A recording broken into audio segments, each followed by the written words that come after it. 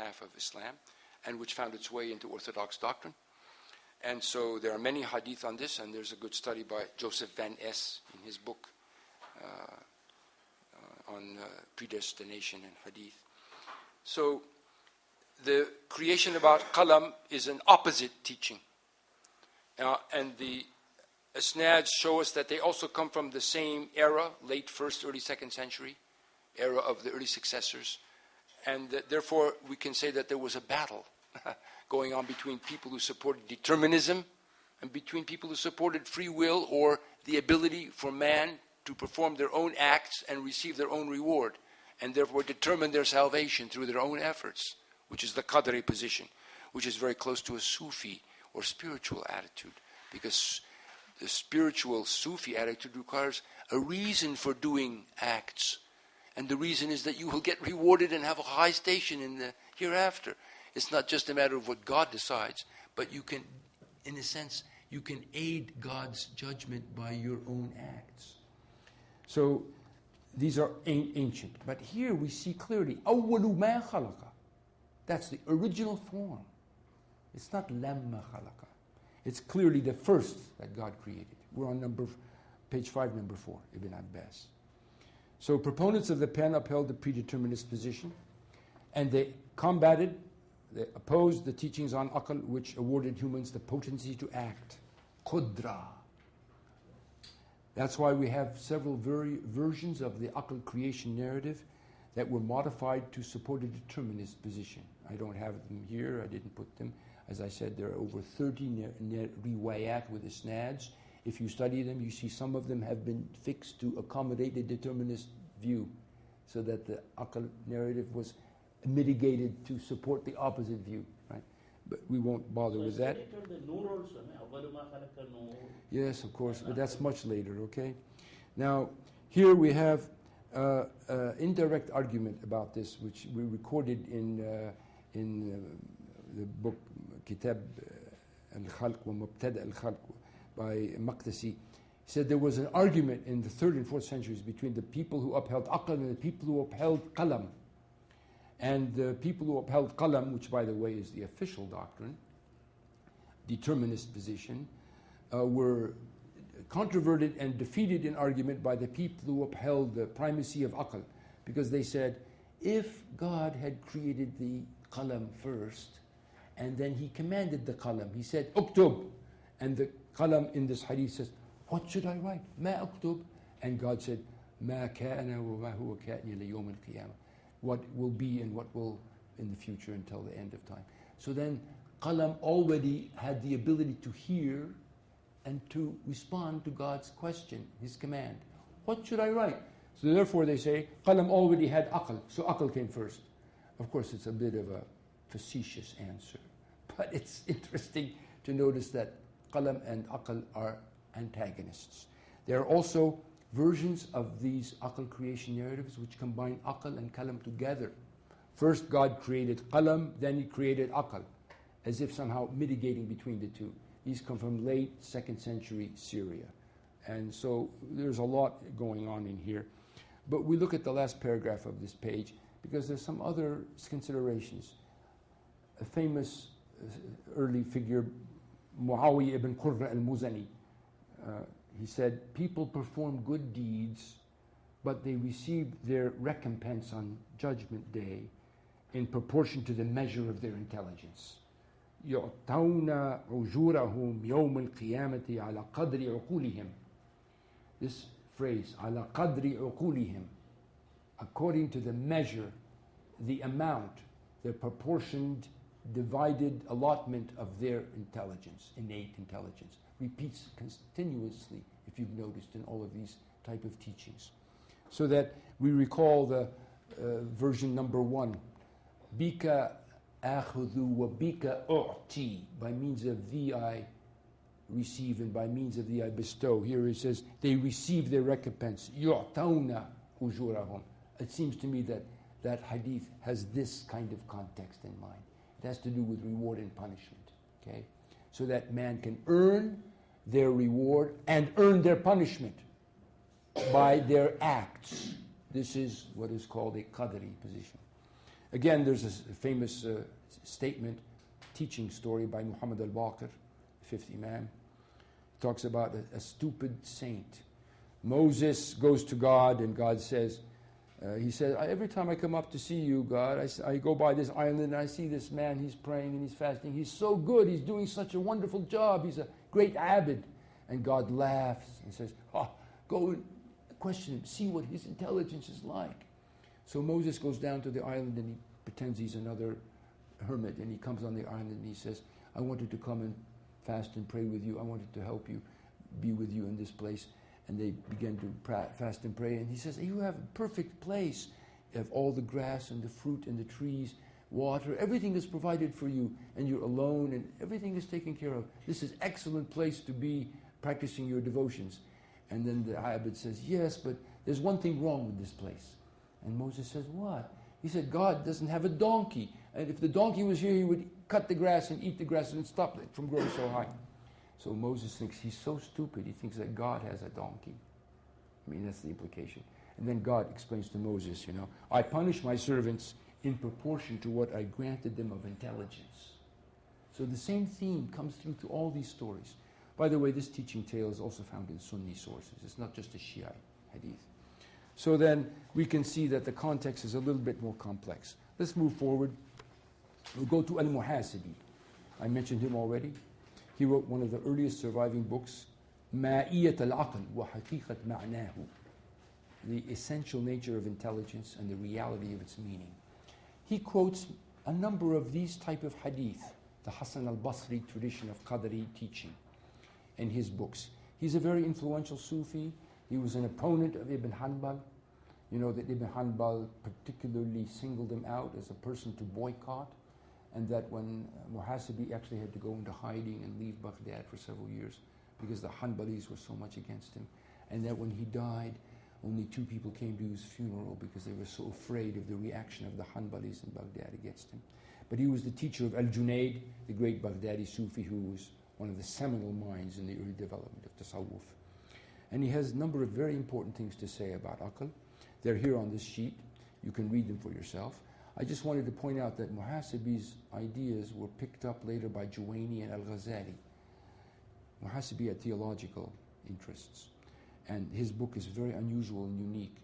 Also in the book called Kitab Fahm al-Quran, how to understand the Quran, which is full of a teaching about exercising one's intelligence and reason in order to extract the profound meaning of the Quran. And that this trend has had a fecund and fruitful result in the later Ash'arite school among people like Ghazali, where Aql is aligned with light in the heart, and there is a kind of understanding that knowledge of God comes through the innate capacity that intelligence and innate reason or understanding provides the human. It's a very important stage of development. But since I mentioned, by the way, Muhasibi also has an unusual idea which he calls Aql Dini, or Aql al-Hujja, faith intelligence or sacred mind, or the mind of God's argument or proof. And unfortunately, it was dealt with in a book called Kitab al-Khalwa, the original manuscript of which has been lost now. But it was published in a journal in Beirut in the 19th century. It's not clear about this, but if he was the author of that work, then it would be very significant. He had already developed a term for this notion of aql, religious intelligence, or sacred reason, which is different than worldly reason. And he clearly distinguishes the worldly intelligence of the smart person who is successful in life and gets everything done right in the world, but he's a fool in terms of the hereafter, right? He's the opposite. He's jahil in that sense. Okay? Let's go to the next page where we have Ghazali. Ghazali's treatment, of course, is very complicated and important. We already discussed it yesterday a little bit with Professor Awani. In his Ihya, in his first book, Kitab al-Ilm, he has a long section, sub-chapter on aql. And he divides aql into 4 different types. You can read this on your own. But it's important to note that he tries to reconcile differing teachings about aql. One of them is the one we've examined up till now, which is found among the ascetics and the people who are interested in spiritual ethics, and many of the hadiths up till now that we've been talking about, لَمَّا خَلَقَ اللَّهُ, really deal with the innate intelligence, the innate faculty of intelligence, which we also saw has an unlimited degrees or hierarchy, that some people have it in a small form or a minor form. Other people are endowed more liberally or abundantly with it. It's possible to have a form of innate intelligence which is vast. According to some traditions, by the way, including the ones in Dawood's book, Kitab al-Aql, the intelligence was divided into 1,000 parts. I should have mentioned this before. 999 parts were given to Muhammad, sallallahu alayhi wa sallam, and the remaining one part was divided up among the rest of humanity. So the prophets have the largest degree of intelligence. You remember the statement by Sa'id ibn Jubayr, we quoted, that the prophets excel their community in the abundance of their own intelligence. You know, so and versions of this are that there's 1,000 parts, and 999 parts go to the, or 10,000 parts or whatever, so that the prophet is seen as the most abundantly endowed with intelligence. In other words, aql has something to do with prophecy. And then we saw that Sa'id said, "Unzilat al-Quran bil-aql." The Quran was revealed through the agency or by means of al-aql. What does this mean? It's a concept is something there has to be unwrapped. It's not immediately evident what it means. To know that meaning would have to know the context and many other related things to explain it or interpret it correctly. Sa'id ibn Jubayr was a very interesting figure, and his execution is a famous story in Islamic history, how Hajjaj killed him.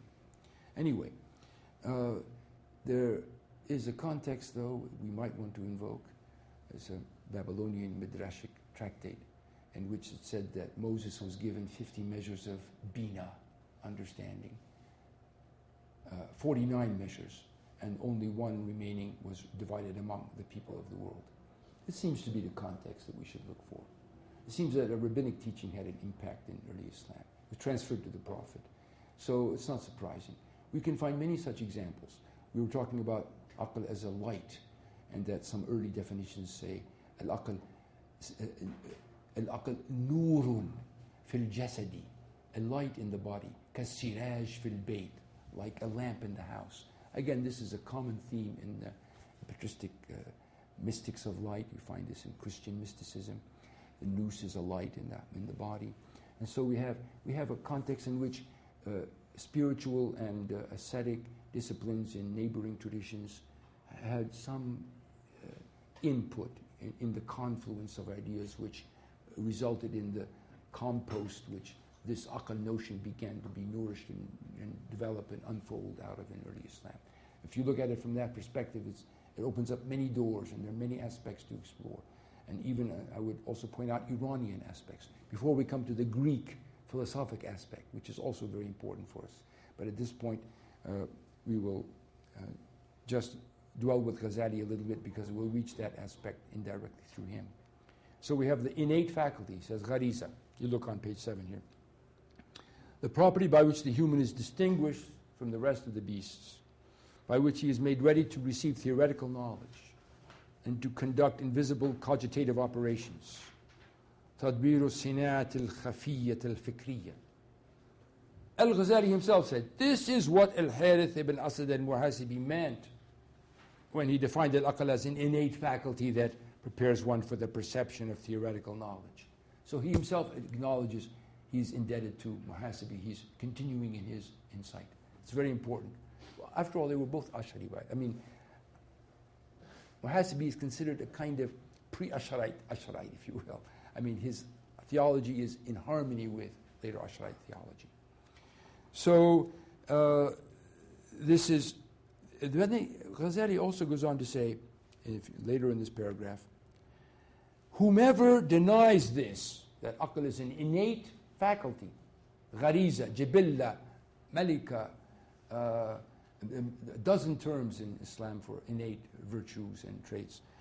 Whoever denies this and attributes to aql mere necessary knowledge, ilm daruri, fails to do justice to its true nature. So he attacks a group who consider aql to be ilm daruri, necessary knowledge. Who are they? The mutakallimun, the Ash'arites themselves, of whom he belongs to, and the Mu'tazila, the rationalist theologians, or the dogmatic theologians who have been so badly maligned in the last 2 days by our two previous speakers. A little bit more balanced than that, I would think, but we shouldn't be too hard on them.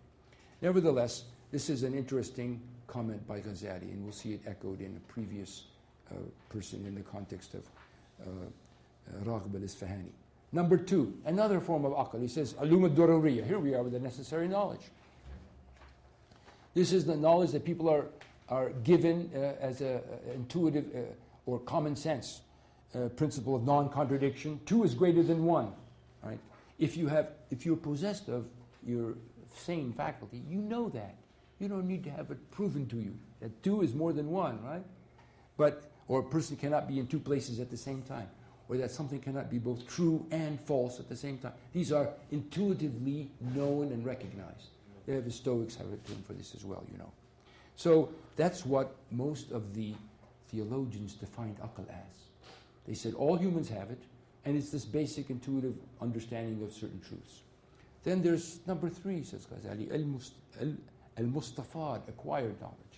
Yes, aql always had a connection with knowledge, as Professor Awani reminded us, and there are always 2 aspects to knowledge, that which is innate or given and that which is acquired, right?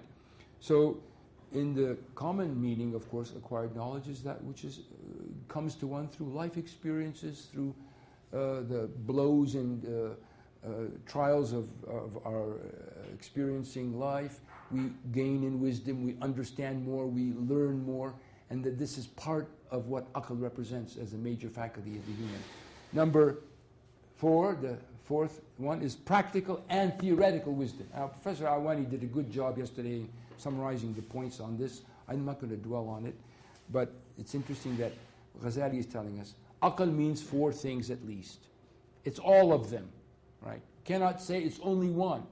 He covers most of the bases, but he notes that the practical and theoretical intelligence, which of course would include maybe a kind of metaphysical or philosophical mind, is the highest type of intelligence, is the final fruit of the preceding 3 and their aim.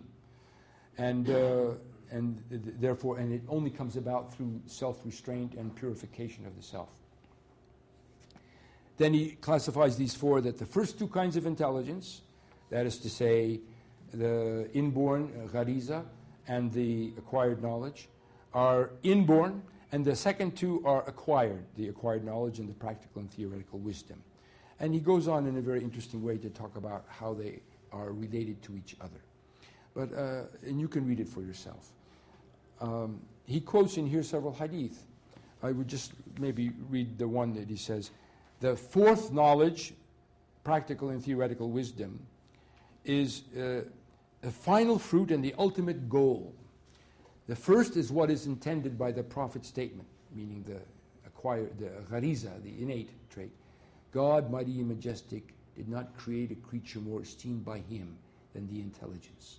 Well, that's a paraphrase of the aql creation narrative. مَا خَلَقْتُ خَلْقًا أَحَبَّ إِلَيَّ مِنْ